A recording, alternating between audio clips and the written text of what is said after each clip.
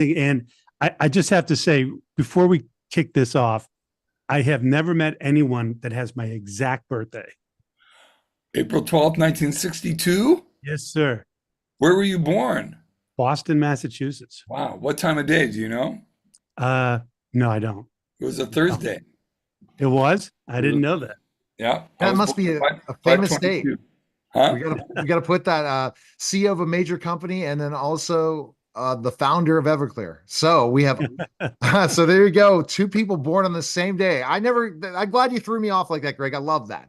So our guest today is Art Alexakis. He is the founder of Everclear. Alex, thanks for stopping by. How are you? You just called me Alex, man. Alex, Art, thanks for stopping by. Art. Don't look at the words. If you look at the words, it'll screw you up. People like try to look, they see that X. I'm doing well, by the way. Thank you Yeah, for having yeah. me. So it's okay. You just go in the laundry list of interesting celebrities I've had today. So we're going to kind of go right into it, Greg, with your first question. But Greg threw it off, right? He had to talk about you guys had the same birthday. I've not met anyone same birthday, same year ever. So I don't know if you have either. Ever. No, me neither. Okay. I would, I've met, you're the third or fourth person I've met born the same day. We had back in the 90s when we were blowing up, we had a bus driver. And I thought for sure this guy was like 10 years older than me, right? He's from York, yeah, Pennsylvania. yeah. This little guy, and he's just like really nice to us, but then he'd drive and he'd just turn into like the devil. And everybody else, he'd be like, "You son of a," and I go, "Yes, Art, what can I do for you?"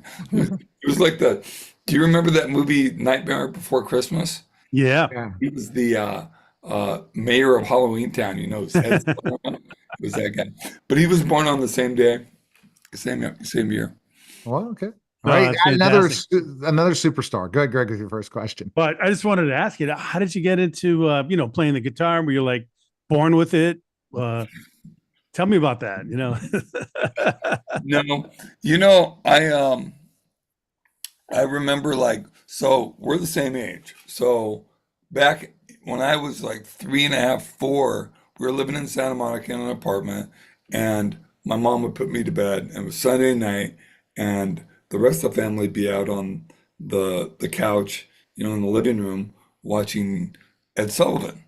And this is 65, 66, and I heard this noise, and I was in my room, in my jammies, probably my Batman jammies, and I heard the sound, and I snuck out like I often did, and I'd hide behind the couch. And, my parents are out there with my brothers and sisters. They're probably drinking and smoking, all of them. This is the 60s. Everybody drinking, smoking. You're 8 years old, have a cigarette. And it was like, and I looked at the screen and I saw these guys playing music, and I just lost it. And I ran around to the TV and just started dancing. And my sister, my eldest sister, says I was in my underwear, which I categorically deny. But I was that was it for me, guys. That's all I wanted to ever do. And and when I got old enough to get guitar lessons that my mom could afford, I was probably 13 or 14, and living in Santa Monica. And yeah, that was it. And That's just great. that's all I ever wanted to do. So I didn't want to be a rock star. I didn't want to be like huge. I wanted to be, because that didn't seem realistic. I wanted to play rock and roll and have a middle class house, because I lived in a housing project. So middle class was like three levels up for me. Yeah. White picket fence, wife, 2.3 kids, dog. That's what I wanted. I wanted to be normal, but I wanted to play rock and roll. So go figure, and you became famous. Now let's go really with the guitar. We don't always get what we want, but we kind of wish we were kind of like, oh, I'll take it. What makes you so excited to play the guitar? Is there a certain like your brain, how does it react when you're playing a guitar? Like when I'm doing interviews, it's like I've done over about 15,000 arts, so or more, and I'd say 10,000 to 15,000. I'm averaging about 20 to 30 a week. So I'm always talking to people, always on point, and it seems like nothing to me, and it's so much fun. Like if I could talk 24/7, I would. tell I can tell see me, that. tell me specifically you and how you like feel when you play the guitar. Good. Okay. Because I don't know if I've done 15,000, but I've probably done a good 1,000, 3,000 interviews. The difference is I'm always talking about myself. That, and it's funny because I was a journalism major in college, and I changed it because I realized um, I wanted to write. I just didn't want to write about, you know, other people, and I didn't want to really write by myself about myself, but I wanted to do, I didn't want to write about it. And but playing guitar, um, especially electric guitar, it's just it kicks off endorphins in me. I'm sure it does. Uh, you know, and then when I learned how to write songs and just take these ideas, because I thought it's like, okay, I'm not a songwriter. That's something that's Dylan, Springsteen, that's these guys. Um, yeah, why couldn't I write songs once I got over that hump of thinking I wasn't good enough? Because I had low self-esteem, and I think that plagues a lot of people with being able to just grasp what they want to do, and because they think they can't do it, Hmm. and really don't know if you can do it until you try. Well, Hmm. I'm curious. The song "I'll Buy You a New Life." Uh, what uh, what was the inspiration for that? Where did that come from? Um, well, it was after Sparkle and Fade, our first major label record that had Santa Monica on it, had been a success, and we bought this house. Um, So let me go backwards a little bit. So a year or two before the band had success, we were living in a really crappy part of Portland called Felony Flats. That was not the official name, but that was really what people called it for obvious reasons. And we drive my screwed up, messed up Nissan Sentra that had broken windows and taped plastic and taped trunk because someone popped the lock and stole one of my guitars and took me and my girlfriend at the time, who became my second wife, and our baby, who at the time was probably about 6 months old, and we get her a Happy Meal, right, which is super white trash, but we did that, and then we go up to the West Hills, where all the nice rich white people lived, and um, we'd go up there and look at, and we'd park in front of people's houses. I'm sure they thought we were casing their houses, and we just like, like, oh man, I love that house, but I love that driveway, and we'd fantasize, me and my girlfriend, about living up there. And 2 years later, we bought a house up in the West Hills Beautiful. from Everclear. So I wrote that song after I had bought the house, and um, just it was just a love song for my wife at the time, who, that was my second wife. I'm married to my fourth wife. We're about to celebrate 20 years of Wow. our anniversary in next week. Wow. And so this song evolves from different people, but it's still that feeling's still there about like I'll buy you a new life. It's not really about money. It's about the love. It's like I'll do whatever I have to do to have this life with you. No, it's If so that powerful. means I have to go make $1 million to pay for it, whatever, let's do it. And that's what that's about.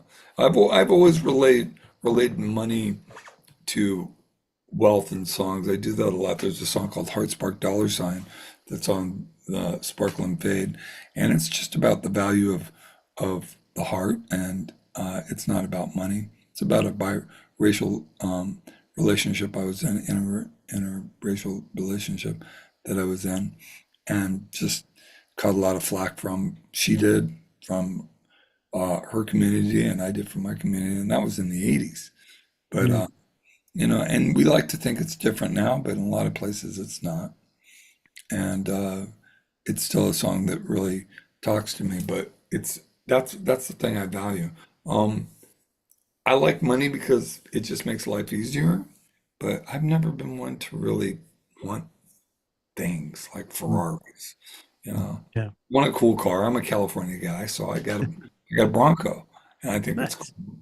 My wife has the fancy car. She has a Beamer. Okay. It's not OJ's Bronco, right? Now this is a new Bronco, dude. This is the cool one. That wasn't even a Bronco. That was an Explorer That's parading, what I thought. parading as a Bronco. Yeah, was that his car? Or was that his buddy's car? It was his buddies. Yeah. That's his buddy's car who was driving it, right? It seems like from your songwriting, when you songwrite, you basically take from a lot of your experiences what you write. That's what you do. No? Only about 2/3 of the time. So I'd say a third of my songs are autobiographical, and then another third are I take situations from my life. Either it could be like I'll make an amalgam or a composite of a character from something that happened 20 years ago, 30 years ago, and something that happened last week. And I'll just make a character from those things. And then I'll use outside stuff in that same context of like maybe it's not a guy, maybe it's a gal, and maybe it's maybe it's from the first person. See, a lot of people have the misnomer that all my songs are autobiographical because I like to write from the first person. I'm a songwriter, I'm a storyteller, and I like speaking from the first person. So a third is autobiographical, a third is composites built from real life and maybe fantasy, and then the other third I just make up stories. And if I can do it and you can't tell the difference, I'm doing my job. Suspension of disbelief, right? Yeah. English 101. Oh, wow. So the solo album, Sun Songs, what Nice. made you create that and how is it? And tell us about that. Yeah. How is it? I think it's Yeah. okay. I I haven't think it's checked pretty in good. with it I like lately. it. Yeah. Um, yeah, I just always had the fantasy of doing an album where I played everything, a Yeah. real solo album. Like I played everything. The only other guy that would be in the room is the guy recording me and miking things, right? And that I did it. I have a little studio and in like about a mile down the road and here in Pasadena, California, and I did it over a period of like 6 to 8 months, not like every day, and it was cool. It was cool to do it, and I wrote about a lot of personal things and political things and just different things. And it's mostly acoustic guitar. There's very little electric guitar on it. A little bit of keyboard. I played it all. I played all the drums, and that record came out in 2019, about the time I talked first publicly about my diagnosis of multiple sclerosis, which I had been diagnosed in 2016.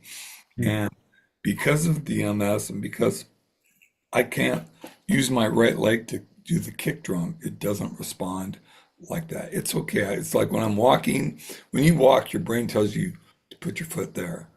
I tell my foot to go there, but the MS tells it to go over there, Oh, my. Yeah. over here, or go sideways, so I trip on stuff. So that's what we're up against. That and balance and fatigue and sometimes rage. That's sometimes digestive stuff. They call it the MS hug. So I've got some stuff, but I work so much and I work so hard that I think it really helps me stay cognitive and physically um, ahead of the game than if I was sedentary, if I was just staying at home waiting on, um, royalty checks and stuff. Yeah. So I'm actually grateful for my MS in a lot of ways because I think it keeps me more present. So, where do you think you get that work ethic from? My I mother, guess your mother. 100%. I was raised by my mom. My dad left when I was 6, and I've known him a little bit, and I had love for my dad. I didn't hate my dad. A lot of people think I did, and I'm like, I didn't. But that little boy was hurt, and I don't know if you guys have kids, but um, when people who have children, a lot of times will watch their kids sleep. It's cheap entertainment, you know. Yeah. You just let your kids sleep and get all emotional. And I remember watching my oldest daughter sleep, must have been 96, 90, 97. And I was already working on songs for the follow-up record, uh, and after Sparkle and Fade. And I remember looking at her sleeping, just going, how does a man walk away from this? I mean, I don't get it. I just don't get how you can physically do that. I understand that if it's not working out with your wife, people change. You can move down the street and raise your kid. That's what you do. And through my divorce and raising my second child, that's what I did. Uh, Wow. Was that the and inspiration for Father of Mine, that song, yeah, or? that Yeah. I brought, I watched her do that. I watched her sleeping. My second or third wife went to bed. I went, my second wife, her mom, and I went to my office, which was one of the bedrooms on a lower level, and I stayed up all night and wrote that song. Hmm. Okay. Now, thinking about specifically enough, um, next year, 2025, you have some stuff with plans ahead, right? It's coming up. Tell us about that. Well, January we're going to um, New Zealand for a big tour. It's summer down there in January, so that'll be fun. Um, and then just a lot of one-offs.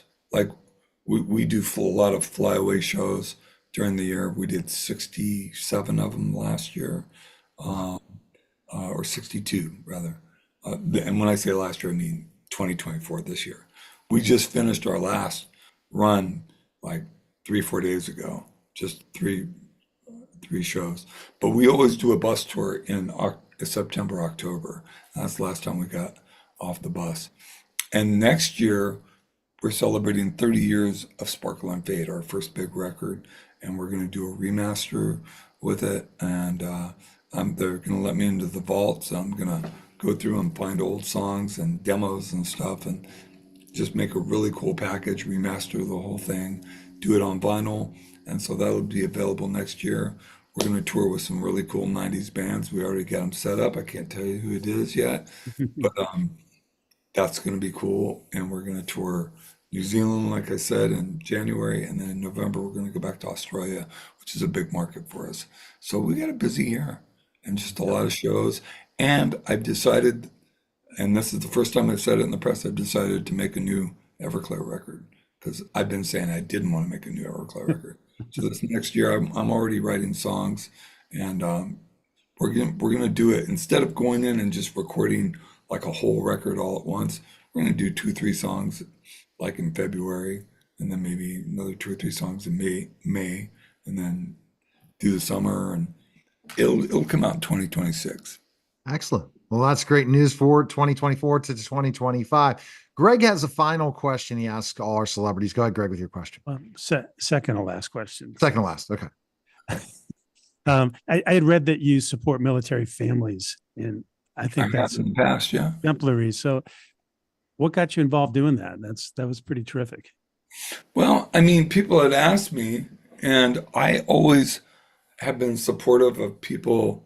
No one in my family is in the military, but I've always been supportive of military families, and I see the dichotomy. I see the differences between that and being and supporting war, which I don't. And back in the late 90s, early 2000s, when they actually early 2000s, when the uh, I guess it was that Desert Storm?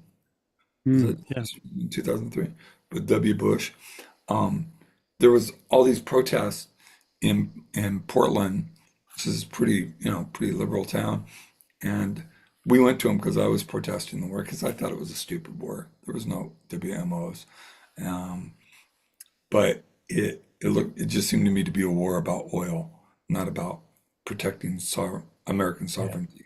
Um, but at the same time, I had offers from families to come to rallies that were pro service, and I went to them, and I was very open with people that I was against the war, but I was supporting them because they've made the choice to defend our country. They don't decide who to go bomb or who to go to war with. They're just being of service to our country, which I am very, very grateful for. And Yeah. because I've been clean and sober for 35 years off of alcohol and drugs, and I'm very involved in a 12-step program and working my program and being a part of that. So being of service to people is a very important part of that program. Wow, that's wonderful. It's great to hear that. Okay, last question from Okay. me. Anyway, I don't know if Neil has a dozen more, but I have one. So I ask everyone this, and I'm really excited to hear your answer, given the fact that we're born the same day, and it was a Thursday. I came to learn. I have no idea what time my mom passed. I can't ask her.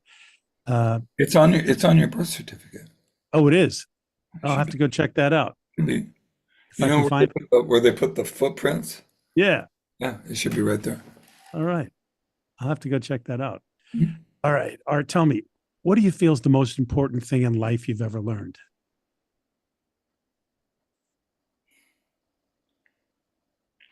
I don't know if there's just one thing. It's a deep question, but it also seems so shallow because it's so wide encompassing. I don't mean that as a criticism. It just I think one of the thing that I learned about myself is that um, I work better when I am grateful and present and aware. Um, because I'm an alcoholic, seriously old school, blackout, disappear for 4 days, alcoholic. Um, and when my book comes out in another year or two, I'm working on it now. You'll see some pretty not pretty stories because I'm not going to hold stuff back. I'm going to be pretty honest about it. I'm not going to name names of other people, but when it comes to myself, I'm going to be 100% honest. And because I think it's a good lesson. And if there's one thing I've learned that, you know, life is going to go up and life is going to go down and you just got to stick with it. And that sounds like a big answer, but it's really true. In my life, I've had huge successes and huge failures, but I'm still here. I'm still doing it. That's great. Appreciate it. Very powerful thing. Think about art. Where can we check out Everclear? Is it best on the website? I know you can check it out music anywhere. All your songs. You're asking the wrong guy, dude. Got I it. don't do that. You should do the due diligence on that and figure that out. Google. I'm Just sure. Google it I mean, everywhere. we have websites. We're on all social media. You know, I don't do that stuff. Hey, they I don't need do to. when With they your do. great music, you don't need to. Appreciate it, Art. Thanks again. Okay, Appreciate it. All right. thanks. That was a special simulcast. Neil.